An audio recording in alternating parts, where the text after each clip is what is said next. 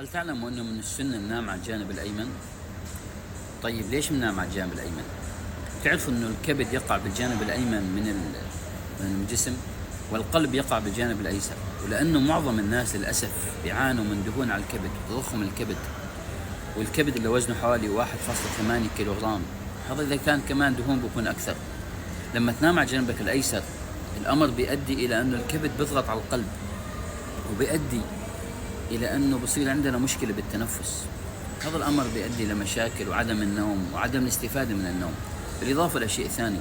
إذا بدكم تناموا، نصيحة، حاولوا وانتم يعني مستلقين على الجانب الأيمن تتنفسوا ببطء، وتكون في مساواة بين الشهيق والزفير. تكون يعني الشهيق حوالي 4 أو 5 ثواني، والزفير حوالي 4 أو 5 ثواني ببطء.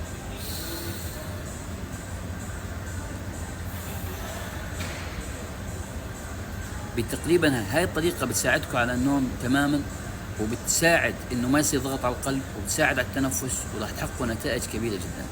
حياك الله.